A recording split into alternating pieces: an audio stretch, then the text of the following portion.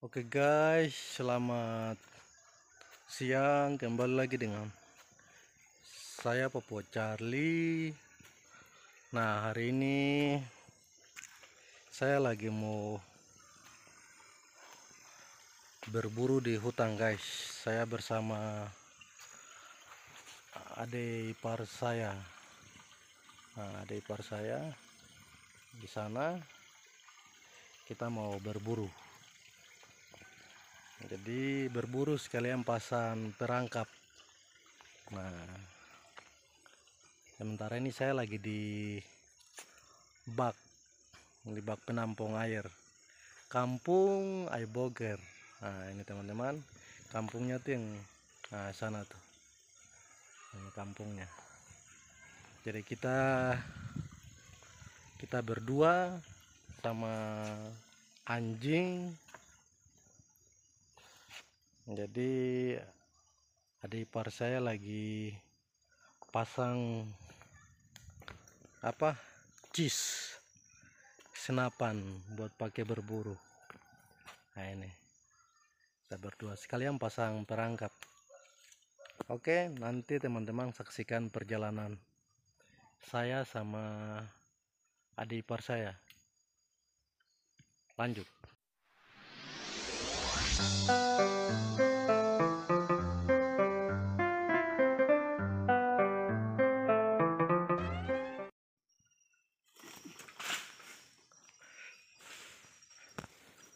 Oke teman-teman, sedikit refreshing sedikit. Nah, kita lanjut guys.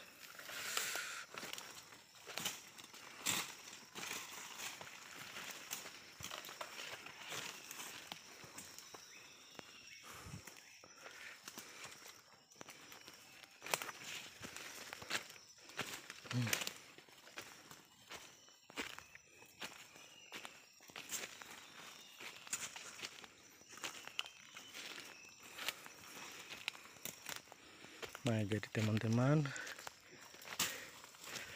mereka di daerah pedalaman kalau pulang liburan dari kota, pekerjaan sehari-hari itu mereka berburu atau tidak, mereka pasang perangkap. Jadi anak-anak sekolah yang dari luar kota di sekitar Papua atau dari Jawa atau pergi kuliah di Jawa sana, mereka balik itu sering aktivitas mereka tuh kayak begini, anak-anak pedalaman. Jadi setiap hari tuh mereka ada juga yang pergi pasang perangkap, pergi berburu pakai anjing, sekalian berburu burung. Jadi aktivitas di kampung tuh ya banyak. Ada juga yang berkebun, pergi ke kebun, terus ada juga yang pergi ke dusun, tidur di dusun kalau saat-saat liburan. Jadi pokoknya seru kalau hidup di daerah pedalaman. Jadi pokoknya tidak ada yang susah. Jadi kita hidup di daerah pedalaman tuh, uang tuh kita tidak pernah pikir. Tidak perlu hidup tanpa uang juga tidak jadi masalah. Karena alam Papua ini luas teman-teman. Apa saja kita bisa kelola, manfaatkan jadi uang. Tapi ya bukan berarti kita mau jual tanah atau apa. Malahan mereka di sini tuh mereka punya tanah, tempat atau Apa mereka malah buat kebun, mereka jaga tanah mereka, dibandingkan orang-orang yang di pesisir kota, di sekitar kota. Jadi orang-orang pedalaman tuh tidak punya pemikiran-pemikiran kayak begitu. Jadi enaknya tuh tinggal di daerah pedalaman, tidak pernah pikir apapun. Mau uang kah, mau dapat uang kah, tidak dapat uang kah, mereka tidak pikir. Apa saja mereka bisa jadikan uang. Jadi hasil dari daerah pedalaman tuh banyak. Kita tidak perlu cari tahu mereka punya pendapatan apa, terus apa yang mereka dapat dari sekitar tempat-tempat mereka. Kita tidak perlu tahu, tapi yang penting mereka bisa berkebun, bekerja, berkebun, mencari dimanapun mereka bisa hidup. Tidak sama seperti kita di kota. Semua apa yang kita selalu pikir tuh cuma kerja tuh untuk cari uang, buat menghidupi kita punya kebutuhan selama di kota-kota besar.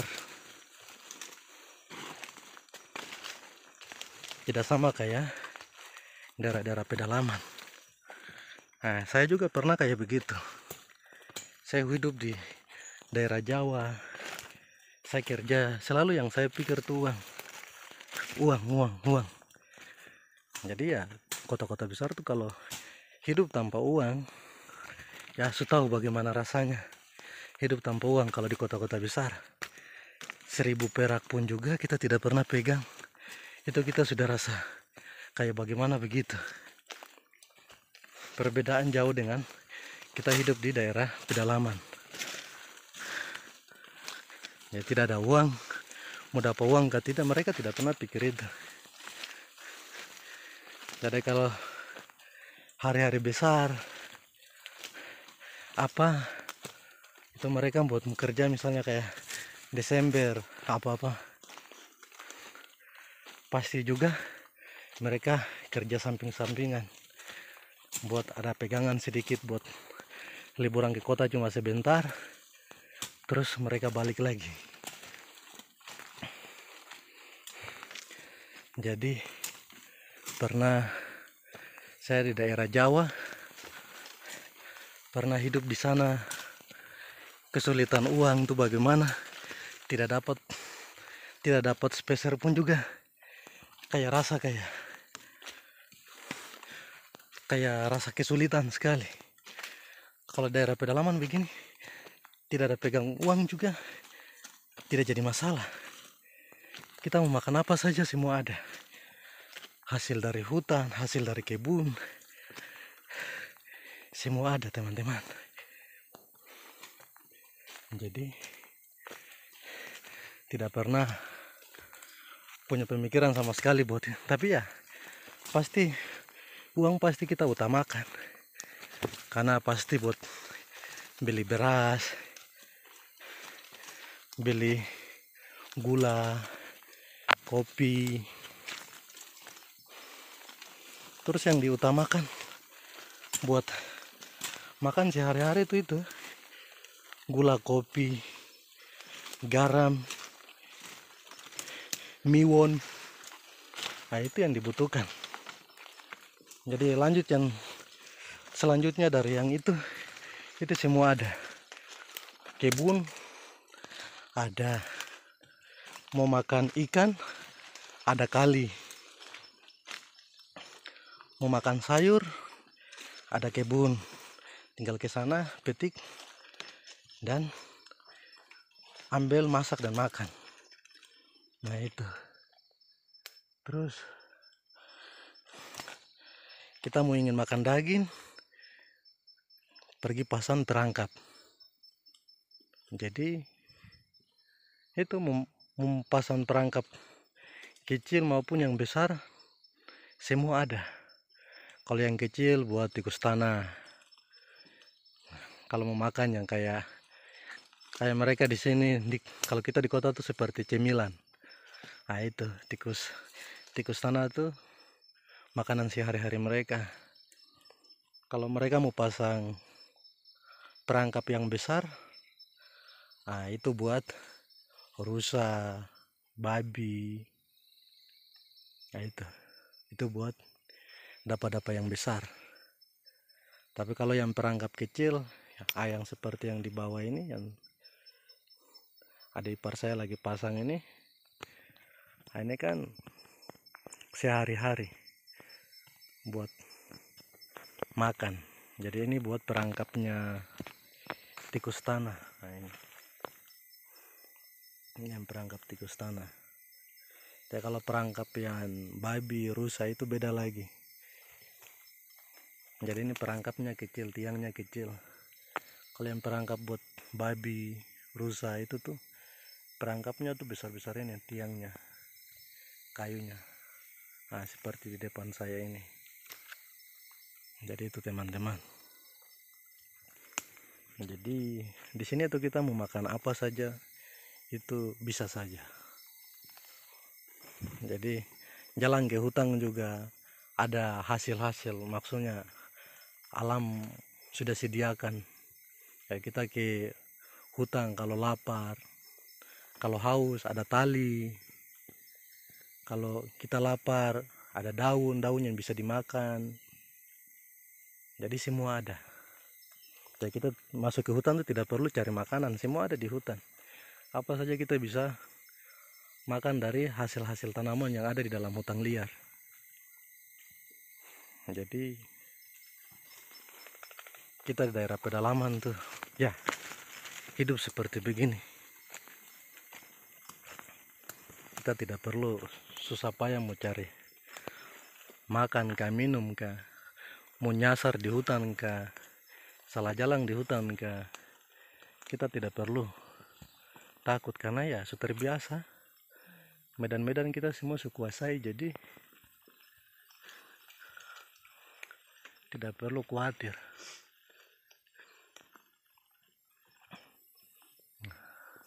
Jadi begitu saja dari saya, Papua Curly. Nanti baru teman-teman lanjutkan, maksudnya saksikan perjalanan saya lagi buat kita pasang perangkap, bagaimana pasang, terus bagaimana kita dapat dia hasil. Nanti teman-teman saksikan saja. Jadi pantau terus di saya, Papua Curly. Jangan lupa berikan like, komen, subscribe.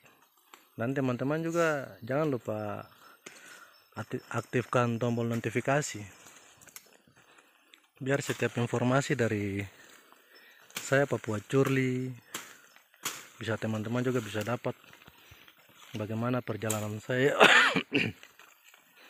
di pedalaman Papua sampai di kota maupun pesisir pantai maupun di kepulauan. Saya akan telusuri semuanya. Jadi teman-teman jangan lupa berikan support saya biar saya bisa berikan momen-momen yang bagus sedikit. Karena teman-teman punya support, like, komen, itu tuh yang dukung saya dalam buat konten-konten kedepannya tuh lebih baik lagi tentang keberadaan tempat-tempat wilayah atau tempat-tempat wisata maupun orang-orang daerah pedalaman aktivitasnya apa, biar saya bagi-bagi buat teman-teman di bukan hanya di dalam Papua saja, di luar Jawa maupun di luar negeri, mereka juga bisa saksikan perjalanan saya bahwa ternyata daerah pedalamannya tuh begini-begini. Jadi apa yang kita punya, yang kita bagi, itu sedikit pengalaman dari bagaimana kita di orang pedalaman punya aktivitas sehari-hari, makan, minum, semua tuh kita bisa kelola dari hasil alam, hasil bumi. Jadi alam Papua ini ya teman-teman sudah tahu bagaimana luas. Jadi kita masuk hutan di mana saja kita bisa, apa saja yang bisa kita makan, kita ambil dan kita makan. Apa saja yang maksudnya kita haus, kita bisa potong tali, kita bisa ambil air dari tali itu kita minum. Dan kita kalau lapar, kita ambil buah-buahan, tanaman-tanaman hutan yang kita tahu bahwa itu apa yang bisa kita makan, ya kita ambil makan. Jadi aktivitas di hutan tidak maksudnya kayak mempersulitkan orang-orang pedalaman, dan malahan orang-orang pedalaman sudah terbiasa. Jadi mulai menyasar ke di dalam hutan ke apa, itu sudah terbiasa buat dorang. Mereka tahu mau jalan ke sini keluar di mana tanpa arahnya.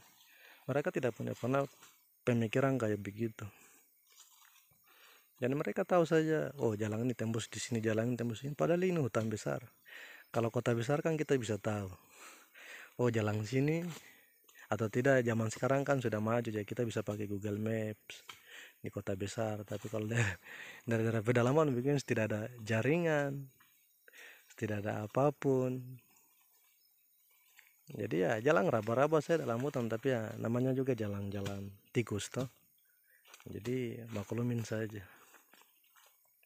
Jadi tidak ada yang susah di daerah pedalaman atau apapun saja kita bisa kelola makan. Oke, jadi begitu saja. Sekian saya dari Papua Chorley. Nanti ikuti saya terus di Papua Chorley dalam perjalanan saya. Terima kasih. Bye.